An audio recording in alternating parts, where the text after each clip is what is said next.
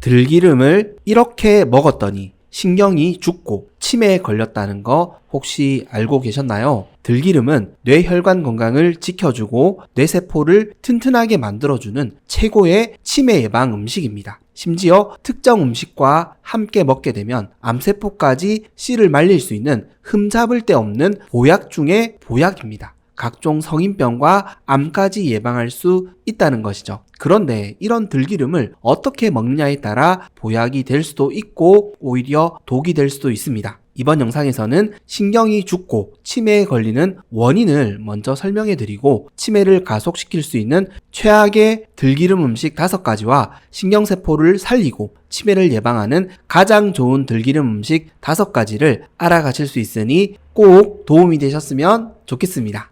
건강은 선택입니다. 선잘.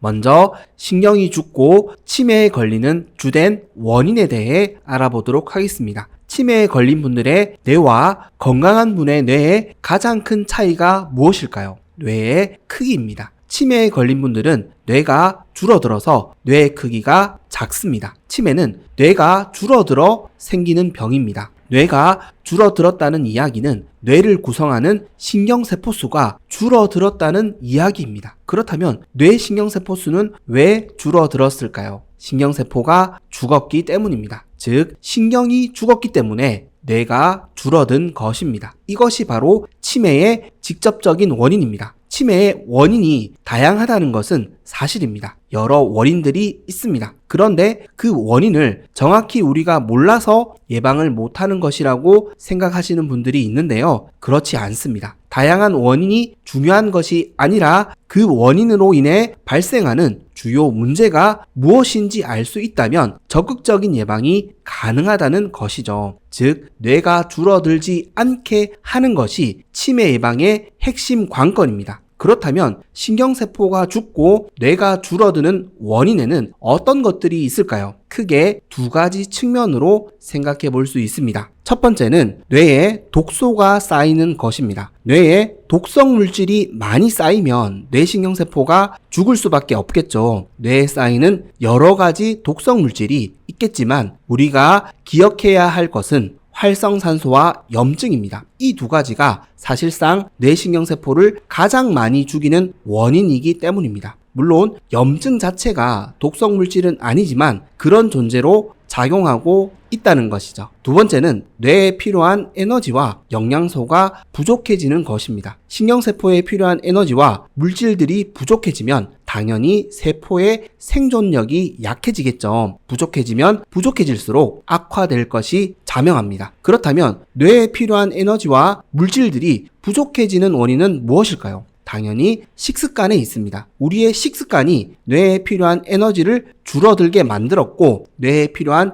영양소들을 충분히 먹지 않았기 때문입니다. 네, 그렇습니다. 신경이 죽고 치매에 걸리는 진짜 원인은 만성염증과 인슐린 저항성입니다. 그리고 이를 만든 우리의 식습관에 있습니다. 만성염증은 뇌신경세포를 만성 스트레스 상태로 만드는 원흉입니다. 인슐린 저항성은 뇌가 포도당 에너지를 제대로 쓸 수 없게 만드는 원흉입니다. 만성염증과 인슐린 저항성이 뇌에 독소를 쌓이게 하는 주범이고 뇌에 필요한 에너지가 부족해지게 만드는 주범입니다. 그래서 우리는 만성염증을 줄여야 하고 인슐린 저항성을 낮춰야 합니다. 이것이 치매를 예방하는 핵심 원리입니다. 특정 음식 몇 개 잘 챙겨 먹었다고 해서 치매를 적극적으로 예방할 수 있는 것이 아닙니다. 우리 몸의 염증을 줄이는 식단, 우리 몸의 인슐린 저항성을 낮추는 식단으로 바꾸고 유지해서 내장지방을 빼고 활성산소도 줄이고 뇌에 필요한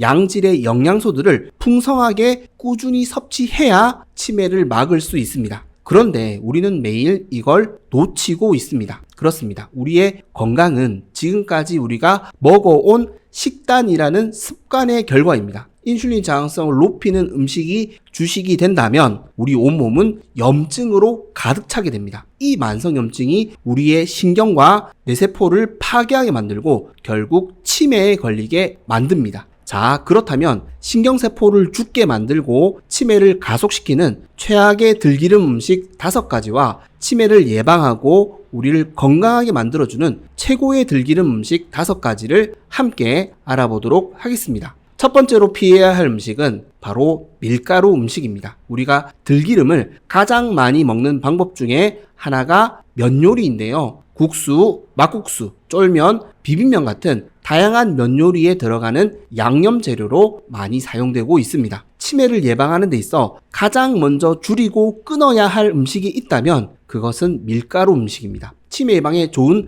들기름을 넣어서 먹는다고 좋은 음식이 되는 것이 아닙니다. 건강을 지켜가실 수 있도록 밀가루에 대해 조금 더 자세히 설명드리도록 하겠습니다. 밀가루는 탄수화물이 약 80%, 단백질이 약 10%, 수분이 약 10%인 음식입니다. 단백질이 소량 들어있어 순수 탄수화물 음식은 아니지만 사실 고탄수화물 음식입니다. 그리고 우리가 먹는 밀가루는 곱게 갈아서 맛과 흡수 효율을 높인 정제 탄수화물 음식입니다. 그래서 우리가 밀가루 음식을 먹게 되면 혈당이 급격하게 오르게 되는데요. 사실상 혈당이 폭발했다는 말이 더 알맞은 표현입니다. 문제는 혈당이 폭발하게 되면 인슐린 저항성이 생기거나 악화될 수밖에 없다는 것입니다. 인슐린 호르몬은 에너지를 저장할 수 있게 도와주는 저장 호르몬입니다. 혈액 속에 있는 포도당을 간과 근육, 장기, 그리고 지방세포에 저장하는 호르몬입니다. 그런데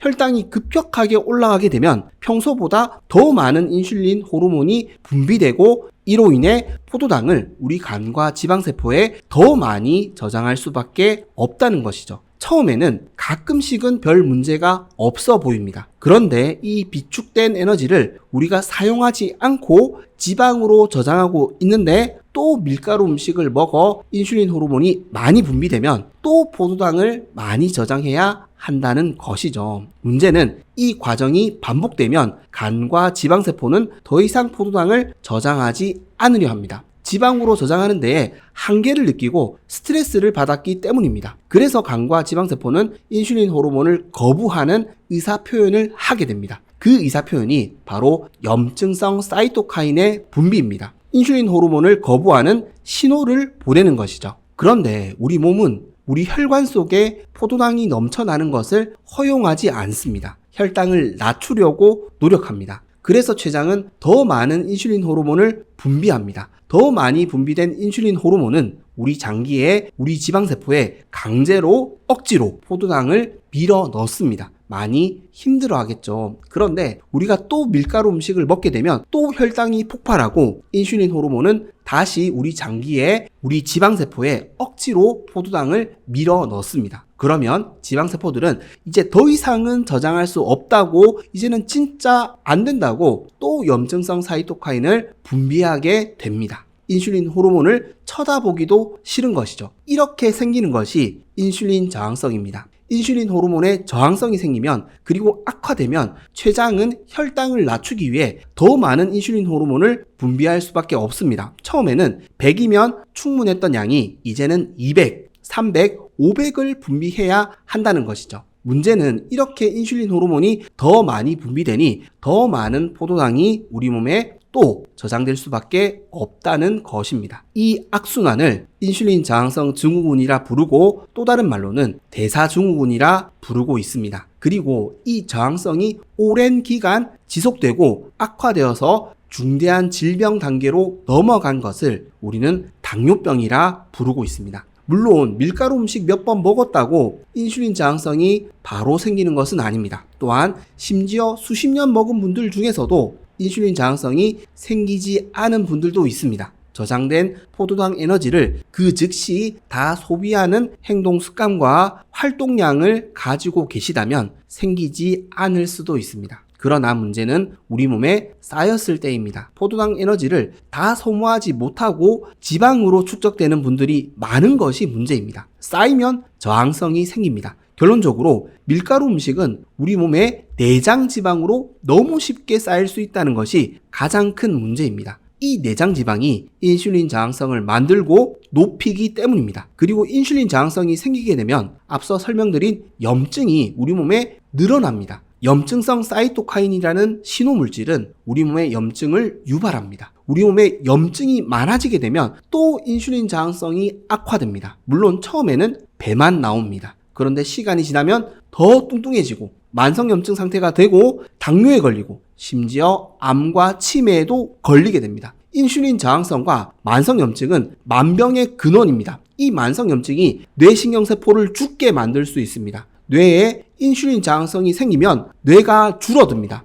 그래서 우리가 밀가루 음식을 줄여야 하는 이유입니다. 또한 밀가루 음식은 장 건강을 악화시키는 음식입니다. 밀가루 음식을 자주 먹게 되면 장 점막이 약해져 장 누수를 일으킬 수 있습니다. 장 누수가 일어나면 우리 몸의 염증은 더욱 늘어납니다. 우리 몸이 염증 범벅이 된다는 것이죠. 그래서 밀가루 음식은 무조건 줄여야 하고 우리가 할 수 있다면 끊어야 할 음식입니다. 물론 들기름을 밀가루 음식과 함께 먹으면 더 안 좋은 음식이 된다고 말씀드리는 것이 아닙니다. 우리가 들기름을 가장 많이 먹는 방법 중에 하나가 면이기 때문에 이런 음식들을 줄이자는 것이죠. 들기름이 들어간다고 해서 건강에 좋은 음식으로 바뀌는 것이 아닙니다. 건강에 좋은 음식을 함께 먹었다고 해서 안심하시면 안 된다는 것이죠. 이 합리화 때문에 우리가 건강을 망치고 있을 수 있습니다. 그래도 몸에 좋은 들기름을 넣어서 먹었다는 위안을 삼기 때문입니다. 그래서 안심하고 밀가루 음식을 먹게 된다는 것이죠. 우리가 밀가루 음식을 줄이는 만큼 더 건강한 삶을 만들 수 있습니다. 치매도 더욱 멀어지게 만들 수 있습니다. 그렇다면 우리는 들기름을 어떻게 먹어야 할까요? 들기름을 보약으로 먹는 첫 번째 방법은 들기름은 고탄수화물 음식이 아니라 양질의 단백질, 양질의 지방 음식과 함께 드셔야 한다는 것입니다. 그래야 더욱 시너지 효과를 낼 수 있습니다. 제가 앞서 말씀드렸듯이 인슐린 저항성이 치매의 원인이라고 말씀드렸습니다. 인슐린 저항성을 줄이기 위해서는 탄수화물 비중을 줄이고 단백질과 지방 섭취를 늘려야 합니다. 물론 단백질과 지방이라고 하더라도 양질의 음식, 자연 그대로의 음식을 많이 드셔야 합니다. 그렇다면 양질의 단백질, 양질의 지방 음식이 함유된 음식에는 어떤 것들이 있을까요? 계란, 두부, 건강한 생선과 고기가 있습니다. 인슐린 저항성이 생기는 진짜 원인은 고탄수화물 위주의 식습관입니다. 만성염증이 늘어나는 진짜 범인입니다. 그런데 아직도 계란이, 고기가 범인이라고 생각하시는 분들이 있습니다. 이런 음식을 주식으로 먹으면 혈관을 막는다고 생각하시는 분들이 있습니다. 그렇지 않습니다. 혈관을 막는 원흉은 중성지방과 염증입니다. 콜레스테롤은 이 혈관을 치료하기 위해 사용되는 성분일 뿐입니다. 혈관에 중성지방이 넘쳐나고 혈관벽이 약해지고 혈관에 상처가 생기는 이유는 고탄수화물 위주의 식사 때문입니다. 계란과 고기는 범인이 아닙니다. 그리고 양질의 단백질과 지방, 그리고 채소를 주식으로 하는 저탄고지 식단은 인슐린 저항성을 낮추고 염증을 줄여주는 식단입니다. 치매를 예방하는 식단입니다. 계란, 두부, 생선, 고기를 많이 드셔야지 뇌에 필요한 영양소들을 풍성하게 공급할 수 있습니다. 이런 음식들을 주식 식단으로 삼아야 뇌가 줄어드는 것을 막을 수 있습니다. 그리고 이런 음식들에 오메가3 지방산이 풍부한 들기름까지 함께 섭취해 주신다면 혈관은 더욱 튼튼해지고 우리 뇌는 오히려 커질 수 있습니다. 우리 뇌는 수분을 제외하면 대부분 지방으로 구성되어 있습니다. 그렇다면 우리는 치매 예방을 위해 무엇을 많이 먹어야 할까요? 지방입니다. 채소만 많이 먹는다고 해서 치매를 예방할 수 없습니다. 계란, 두부, 생선, 고기와 들기름을 풍성하게 드시는 주식으로 삼으셔서 우리 뇌를 살리고 치매도 적극적으로 예방하셨으면 좋겠습니다. 두 번째로 피해야 할 음식은 설탕입니다. 설탕을 함께 넣어서 먹는 들기름 음식은 들기름을 챙겨 먹는 의미를 아무 의미 없게 만들 수 있는 음식입니다. 들기름과 설탕을 함께 드시는 경우가 잘 없다고 생각하실 수 있는데요. 요즘에는 웬만한 요리에는 다 설탕을 넣어 드시는 분들이 많습니다. 설탕이 안 들어가는 요리를 찾아보기 힘들 정도입니다. 앞서 말씀드린 면 요리뿐만 아니라 나물 무침에도 설탕을 넣고 볶음 요리에도 넣고 조림에도 넣고 샐러드까지 설탕을 넣으시는 분들이 있습니다. 치매를 예방하는 데 있어 가장 먼저 줄이고 끊어야 할 음식이 밀가루였다면 설탕 역시 마찬가지입니다. 밀가루와 설탕은 한마디로 치매와 각종 성인병의 원흉입니다. 건강을 지켜가실 수 있도록 설탕에 대해서도 조금 더 상세하게 설명드리도록 하겠습니다. 설탕이 치매를 예방하는 데 있어 심각한 위협을 미칠 수 있는 이유는 설탕의 절반은 과당이기 때문입니다. 설탕은 포도당이 절반, 과당이 절반인 음식인데요. 설탕 자체가 포도당 때문에 혈당을 급격하게 올리는 것도 문제이지만 더 큰 문제는 과당에 있습니다. 왜냐하면 과당은 지방으로 우리 몸에 가장 빨리 저장될 수 있는 영양소이기 때문입니다. 즉 비만을 가장 빨리 만들 수 있는 음식이 설탕이며 인슐린 저항성을 가장 빠르게 악화시킬 수 있는 음식이 설탕입니다. 바꿔 말하자면 우리 뇌를 가장 빨리 줄어들게 만들 수 있는 음식이 바로 설탕입니다. 설탕은 심각한 음식입니다. 대수롭지 않게 생각하시는 분들이 이제는 너무 많으신데요. 잘 생각해 보십시오. 당뇨병은 흔한 질병이 아니었습니다. 우리나라도 그렇고 기타 선진국들도 마찬가지입니다. 그런데 설탕 섭취가 늘어나자 어떻게 되었나요? 당뇨는 매우 흔한 질병이 되어 버렸습니다. 전 국민의 절반이 지방간인 시대가 이미 도래했다고 말씀드린 적이 있는데요. 문제는 그 다음 순서는 당뇨이고 당뇨 다음은 치매이기 때문입니다. 실제 치매 환자는 폭증하고 있습니다. 문제는 이런 심각한 상황임에도 불구하고 우리가 설탕을 얼마나 많이 먹는지에 대한 인식이나 경각심이 이제는 거의 없어졌다는 것입니다. 이제 설탕을 안 넣는 요리가 거의 없습니다. 물론 설탕을 최대한 줄여 건강한 식단을 만들어가고 계시는 분도 있습니다. 그런데 이런 노력을 하시고 싸워 나가시는 분들이 많지 않다는 것입니다. 만약 이런 노력을 하시는 분들이 많아지고 있다면 치매 환자 수는 줄어들어야 합니다. 그런데 줄어들 기미가 보이지 않습니다. 이런 심각성을 모르시는 분들이 너무 많으시다는 것이죠. 심지어 알아도 설탕 탓이 아니라고 합리화하시는 분들이 있습니다. 물론 그 판단을 타인이 대신 해줄 수는 없습니다. 그래도 잘 생각해 보셨으면 좋겠습니다. 우리나라 설탕 소비량은 1인당 약 30kg 수준입니다. 개인별로 차이가 있겠지만 우리는 설탕을 우리 몸에 들이붓고 있습니다. 알고 먹는 설탕뿐만 아니라 모르고 먹는 설탕도 많다는 것이죠. 치매는 뇌가 줄어들어서 생기는 질병이라고 말씀드렸습니다.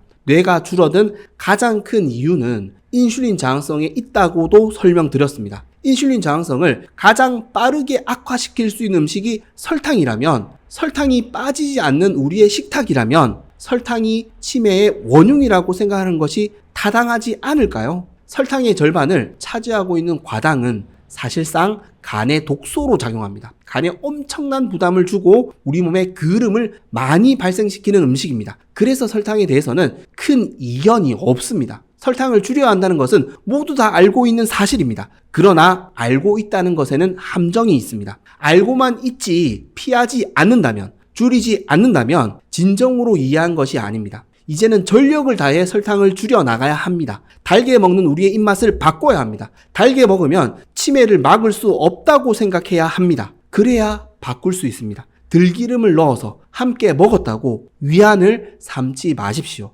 이러한 합리화가 통했다면 우리나라 치매 환자가 100만 명에 육박하지 않았을 것입니다. 들기름은 설탕이 아니라 건강에 좋은 음식과 함께 먹어야 합니다. 그래야 신경을 살리고 치매를 적극적으로 예방할 수 있습니다. 그렇다면 우리는 들기름을 어떻게 먹어야 할까요? 들기름을 보약으로 먹는 두 번째 방법은, 들기름은 국이나 찌개 같은 가열 요리보다는 무침이나 반찬에 들어가는 비가열 요리로 드셔야 한다는 것입니다. 물론 튀김이나 높은 온도로 조리하는 경우가 아니라면 크게 문제되는 것은 아니지만, 이왕 우리가 비싼 들기름을 챙겨 먹는다면 최대 효율을 낼 수 있는 건강한 방식으로 먹는 것이 좋겠습니다. 우리가 들기름을 챙겨 먹는 가장 큰 핵심 효용성은 오메가3 지방산 섭취입니다. 우리가 오메가3 지방산을 건강하게 오롯이 섭취하기 위해서는 가열하지 않고 생으로 먹는 것이 제일 좋습니다. 맛보다는 건강을 생각하는 조리 방법을 많이 만들어 가셨으면 좋겠습니다. 이 작은 습관이 치매를 예방하는 데에 큰 도움이 될 수 있습니다.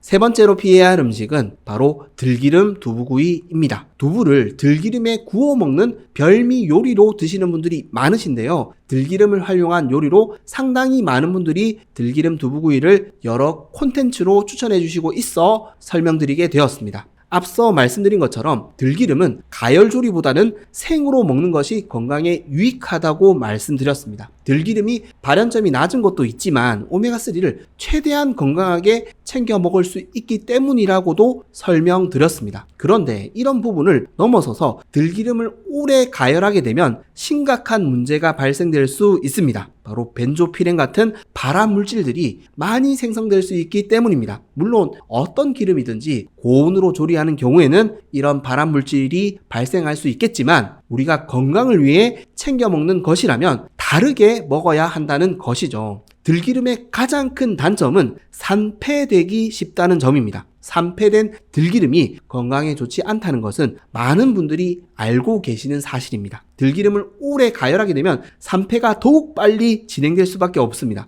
그래서 들기름은 가열 요리보다는 비가열 요리로 드시는 것이 훨씬 유익합니다. 이건 호불호의 문제가 아닙니다. 두부구이는 살짝 볶는 요리가 아닙니다. 오래 구워야 하는 요리입니다. 수분이 많으니 잘 안 익죠. 그래서 두부는 들기름으로 굽지 않는 것이 좋습니다. 저는 들기름으로 계란 후라이를 만들어 드시는 것도 추천드리지 않습니다. 건강을 위해 챙겨 먹는 비싼 들기름을 이렇게 소비할 수는 없습니다. 우리가 챙겨 먹는 효과를 오롯이 누리기 위해서는 맛이 아니라 건강에 집중해야 합니다. 가끔씩은 괜찮지 않겠냐라고 생각하시는 분들이 있습니다. 왜 괜찮다고 생각하실까요? 미량의 독소들은 우리 몸에서 정화된다고 생각하시기 때문입니다. 네, 맞습니다. 그럴 수 있습니다. 하지만 이런 독소들이 완벽히 해독되지 않고 조금씩 쌓인다면 어떻게 될까요? 그때는 진짜 문제가 될 수 있다는 것입니다. 그리고 이런 독소들을 해독해주는 간은 어떻게 될까요? 간이 힘들어할 수밖에 없습니다. 그리고 가끔씩이 습관이 되면 어떻게 될까요? 그때에는 진짜 위험할 수 있다는 것이죠. 우리 신체에 쌓이고 있는 독소들을 우리가 확인할 수 있는 방법은 없습니다. 우리는 정확히 알 수 없습니다. 그래서 우리는 압도적으로 건강하게 먹는 습관이 필요합니다. 들기름도 아무렇게 먹는다면 압도적으로 건강해질 수 없습니다. 들기름을 꼭 건강한 방식으로 챙겨 드셨으면 좋겠습니다. 치매가 더욱 멀어질 수 있습니다. 그렇다면 우리는 들기름을 어떻게 먹어야 할까요? 들기름을 보약으로 먹는 세 번째 방법은 좋은 들기름을 선택하셔야 한다는 것입니다. 오메가3 지방산 성분이 주요 성분인 들기름은 만드는 방식이 너무나 중요합니다. 앞서 자세히 말씀드렸듯이 들기름은 열에 약합니다. 그런데 들기름을 고온으로 만들어내면 어떻게 될까요? 들기름을 챙겨 먹는 아무런 의미가 없을 수 있다는 것입니다. 오히려 건강에 유익하지 않을 수 있습니다. 그렇다면 우리는 어떤 들기름을 선택해야 할까요? 들깨를 볶지 않고 그대로 압착해서 만드는 생들기름을 선택하셔야 합니다. 이러한 방식을 냉압착이라고 표현하는데요. 냉압착 생들기름이 현재 우리가 선택할 수 있는 가장 건강한 들기름입니다. 들기름 중에서 오메가3 지방산을 가장 건강하게 섭취할 수 있어서 너무 좋은 기름입니다. 물론 단점이 있습니다. 가격이 비싸다는 점입니다. 들기름 자체도 비싼 기름이지만 이것보다 더 가격이 있으니 더 부담스러운 것이 사실입니다. 그래서 이렇게 공을 들여 구매한 기름을 가열 요리로 드시면 안 된다고 말씀드린 이유입니다. 그리고 냉압착과 저온압착이라는 용어가 같은 의미인지 다른 방식인지 헷갈려 하시는 경우가 있는데요. 실제 제품을 판매하는 판매처에서도 다양한 제품을 판매하시는 경우가 많아서 정확히 정리해 드리겠습니다. 냉압착이라는 뜻은 열을 가하지 않고 추출하는 방식을 뜻합니다. 영어로는 콜드 프레스라고 부르고 49도씨 이하로 추출합니다. 저온압착이라는 뜻은 저온에서 볶아 추출하는 방식을 뜻합니다. 즉 고온압착보다는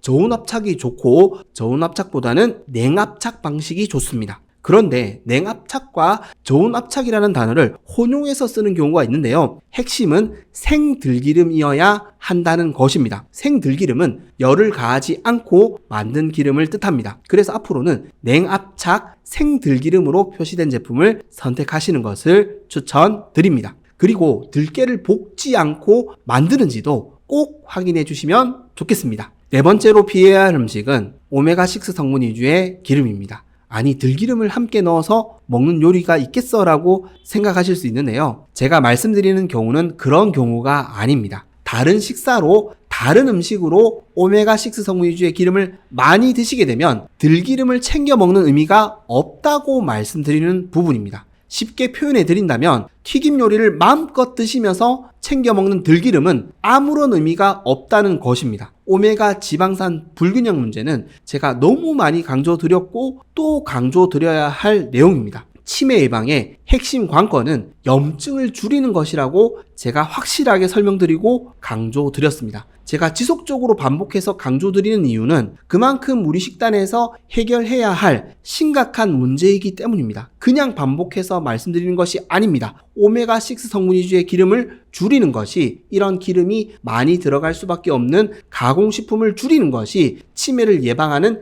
핵심 관건이 되기 때문입니다. 제 얘기를 들으시고 조리용 기름을 바꾸셨습니까? 가공식품을 줄이셨습니까? 바꾸지 않으셨다면, 줄이지 않으셨다면 이번 설명을 꼭 자세히 들어주시고 앞으로는 꼭 바꾸셨으면 좋겠습니다. 그렇다면 오메가6 함량이 높은 식용유는 왜 우리 건강에 안 좋을까요? 우리가 이미 오메가6 지방산 과다 섭취라는 문제에 직면해 있기 때문입니다. 우리는 다른 음식들을 통해 이미 오메가6 지방산을 더 많이 섭취하고 있습니다. 그런데 오메가6 지방산 위주의 기름까지 섭취하게 되면 불에 기름을 붓는 일이 벌어집니다. 염증이라는 단어에는 불이라는 의미가 들어 있습니다. 이 불을 더 키우는 것이 오메가6 지방산입니다. 오메가6 지방산 과다 섭취로 오메가 지방산 균형이 깨어지게 되면 우리 몸에 염증이 늘어납니다. 폭발합니다. 암과 치매의 근본적인 원인이 염증에 있다고 말씀드렸습니다. 즉 이러한 염증을 늘릴 수 있는 것이 과도한 오메가6 기름 사용입니다.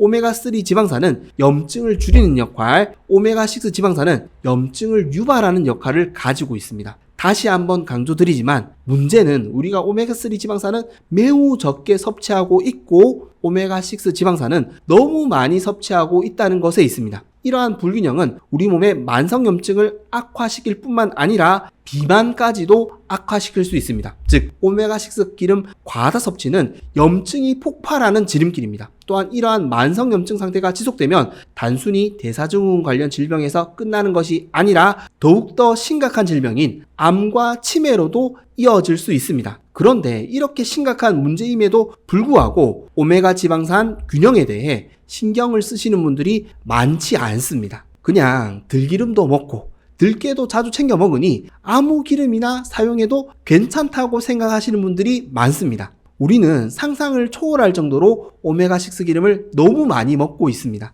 이와 반대로 오메가3 기름은 너무 적게 먹고 있습니다. 들기름보다는 참기름을 많이 쓰고 오메가3가 풍부한 음식들은 자주 챙겨 먹지 않고 있습니다. 그래서 오메가 지방산 균형이 무너졌고 우리 건강 또한 함께 무너져 버렸습니다. 정제된 탄수화물 음식 섭취도 우리 건강을 망친 주범이지만 오메가6 기름 과다 섭취도 우리 건강을 망친 주범입니다. 다시 한번 강조드리겠습니다. 과도한 오메가6 성분 위주의 기름 사용은 비만이 되는 지름길입니다. 인슐린 저항성과 만성염증이 악화되는 지름길입니다. 즉 치매로 가는 지름길입니다. 그래서 치매를 적극적으로 예방하기 위해서는 오메가6 기름 사용을 줄여야 합니다. 들기름을 챙겨 먹는다는 실효성은 오메가6 기름을 줄인 가운데 얻을 수 있습니다. 오메가6 기름을 많이 먹으면서 들기름을 챙겨 먹는 것은 아무런 의미가 없다는 것을 꼭 기억해 주시고 오메가6 기름 사용을 줄여 나가셨으면 좋겠습니다.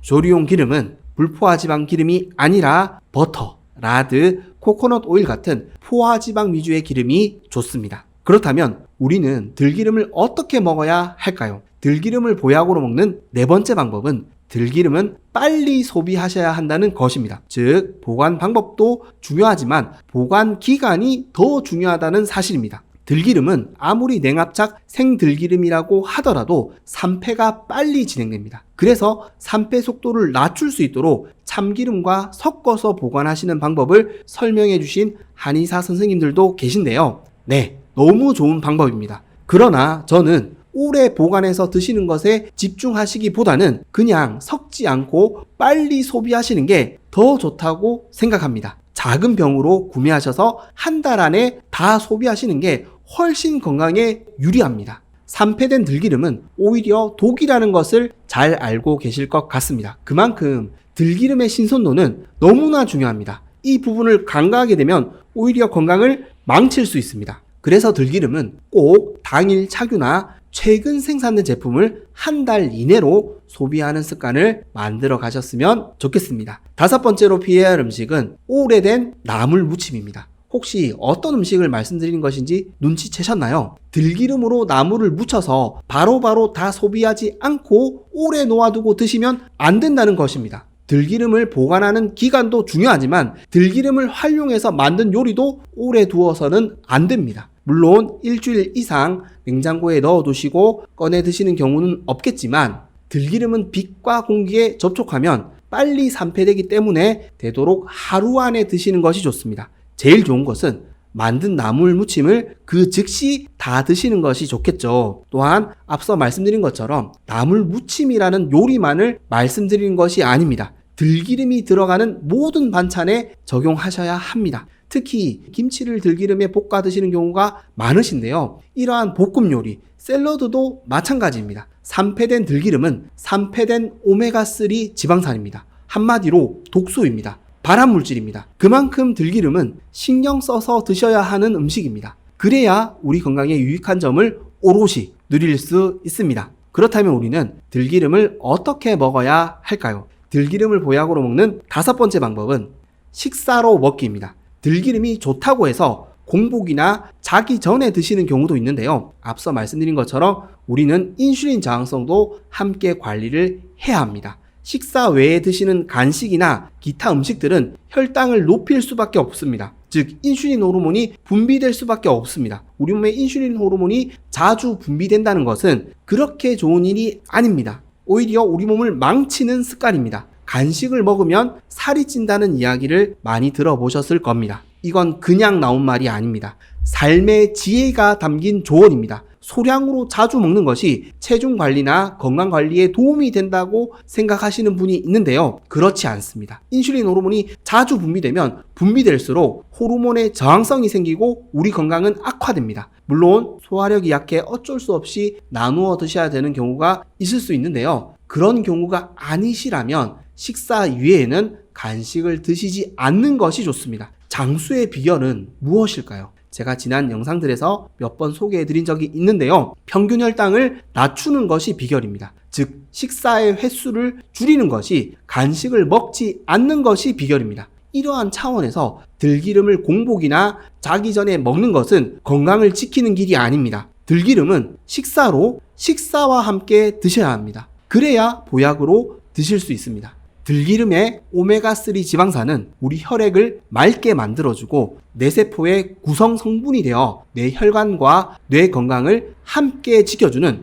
최고의 치매 예방 음식입니다. 이러한 효능을 우리가 오롯이 누리기 위해서는 나쁜 음식이 아니라 좋은 음식과 함께 먹어야 합니다. 그리고 건강한 방식으로 만들고 먹어야 합니다. 그러면 됩니다. 신경을 살리고 뇌세포도 살리고 치매를 예방할 수 있습니다. 우리가 들깨와 함께 먹은 이것 때문에 치매가 싹 사라지고 암세포 C를 말렸다는 거 혹시 알고 계셨나요? 들깨는 우리 몸의 혈관 건강을 지켜주고 뇌세포를 튼튼하게 만들어주는 대표적인 치매 예방 음식입니다. 또한 오메가 지방산 균형을 통해 염증을 조절해주고 암세포가 성장할 수 없는 환경을 만들어주는 대표적인 항암 음식입니다. 또한 특정 음식과 함께 먹게 되면 시너지 효과를 통해 인슐린 저항성과 만성염증을 줄여주는 최고의 대사증후군 예방 음식입니다. 또한 들깨는 건조한 눈을 촉촉하게 해줄 수 있는 눈 건강에도 너무나 좋은 음식입니다. 그런데 이런 들깨를 어떻게 먹느냐에 따라 보약이 될 수도 있고 오히려 독이 될 수도 있습니다. 특히 함께 먹는 음식과 조리 방법에 따라 그 효과는 천지 차이입니다. 이번 영상에서는 들깨의 핵심 효능 3가지를 먼저 설명드리고 눈 건강뿐만 아니라 암세포를 때려잡고 치매를 예방하는 가장 좋은 들깨 음식 3가지와 오히려 암과 치매를 가속시킬 수 있는 최악의 들깨 음식 3가지를 알아가실 수 있으니 꼭 도움이 되셨으면 좋겠습니다. 들깨의 첫 번째 효능은 치매 예방입니다. 들깨는 뇌 건강과 치매 예방에 너무나 좋은 음식입니다. 들깨는 오메가3 지방산 성분인 알파 리놀렌산 성분이 매우 풍부하게 함유되어 있기 때문입니다. 알파 리놀렌산은 우리 몸에 흡수되면 DHA와 EPA로 전환될 수 있습니다. 즉 뇌 건강에 필요한 필수 영양소를 공급해 줄 수 있다는 것이죠. 치매의 가장 큰 원인 중에 하나가 영양소 부족이라고 말씀드렸습니다. 특히 우리 식단에서 오메가3를 너무 적게 섭취한다는 것이 가장 큰 문제점이라고 여러 번 강조드렸는데요. 들깨가 이 단점을 보완해 줄 수 있습니다. 즉 들깨는 자주 많이 섭취해야 하는 필수 음식입니다. 뿐만 아니라 오메가3 지방산은 염증을 줄여주는 역할을 가지고 있습니다. 즉 뇌신경세포에서 발생할 수 있는 염증까지도 줄여줄 수 있다는 것이죠. 그래서 들깨는 치매 예방을 위해 반드시 즐겨 드셔야 할 음식이 되겠습니다. 들깨의 두 번째 효능은 항암 효능입니다. 암이 생기는 원인 중에 하나가 염증이라고 말씀드렸는데요. 즉 우리 몸에 염증을 줄여주는 것이 암을 예방할 수 있는 핵심 관건입니다. 들깨는 이 염증을 줄여줄 수 있는 음식입니다. 과도하고 빈번한 염증이 세포에 극심한 스트레스를 발생시키고 결국 이 방어선이 무너지면 암세포가 생길 수 있는데요. 물론 우리 몸의 면역력이 처음에는 잘 막아줄 수 있습니다. 하지만 이 과정이 끊임없이 반복된다면 이 한계를 넘어서는 순간 암에 걸릴 수 있다는 것이죠. 그만큼 염증을 조절한다는 것은 암 예방에 있어 너무나 중요한 부분입니다. 그래서 오메가 지방산 균형이 중요하고 오메가3 지방산 비율을 맞춰줄 수 있는 들깨 같은 음식 섭취가 매우 중요합니다. 들깨의 세 번째 효능은 인슐린 저항성 개선입니다. 들깨의 풍부한 오메가3 성분 그리고 식이섬유는 혈관 속의 중성지방을 줄여주고 인슐린 민감도를 올려줄 수 있습니다. 즉 들깨는 고혈압, 지방간, 당뇨 같은 대사증후군을 가지고 계시는 분들에게 너무나 좋은 음식입니다. 뿐만 아니라 들깨는 눈에도 좋고 심장에도 좋고 피부에도 좋고 혈관에도 좋은 우리 건강에 다방면으로 도움을 주는 강력한 슈퍼푸드입니다. 들깨의 핵심 효능을 종합해보면 들깨는 우리 몸속 곳곳에 염증을 줄여주는 염증 삭제 음식입니다. 염증과 활성산소를 줄여주고 이를 통해 우리 세포의 산화 스트레스까지 줄여주는 너무나 고마운 음식입니다. 그런데 아쉽게도 이렇게 건강에 좋은 들깨를 잘못된 방식으로 우리가 많이 먹어왔기 때문에 효과를 제대로 누리지 못했다는 것이죠. 그래서 우리는 들깨의 염증 제거 효능을 잘 발휘할 수 있도록 보약으로 먹는 방법을 찾고 연구할 필요가 있습니다. 이와 반대로 들깨의 효능을 떨어뜨리고 오히려 우리 몸에 독이 될 수 있는 음식이 있다면 피하는 것이 좋습니다. 자, 그렇다면 우리가 어떤 음식과 들깨를 함께 먹어야 하는지 들깨를 보약으로 먹는 방법에 대해 알아보도록 하겠습니다. 들깨를 보약으로 먹는 첫 번째 방법은 들깨 시금치 무침입니다. 시금치와 함께 먹는 들깨는 눈을 촉촉하고 밝게 만들어주는 눈 건강에 너무나 좋은 음식입니다. 특히 눈이 건조하고 침침하신 분들에게 적극적으로 추천드리는 음식입니다. 들깨 시금치 무침은 눈 건강에 필요한 다양한 영양소들을 풍부하게 섭취할 수 있는데요. 특히 시금치에는 루테인과 지아잔틴이 풍부하고 들깨에는 오메가3 지방산이 풍부하기 때문입니다. 이 세 가지 영양소는 눈 건강에 너무나 중요한 영양소입니다. 부족하면 여러 가지 안과 질환에 노출될 수 있는데요. 그렇다면 눈 건강이 나빠지는 진짜 이유는 무엇일까요?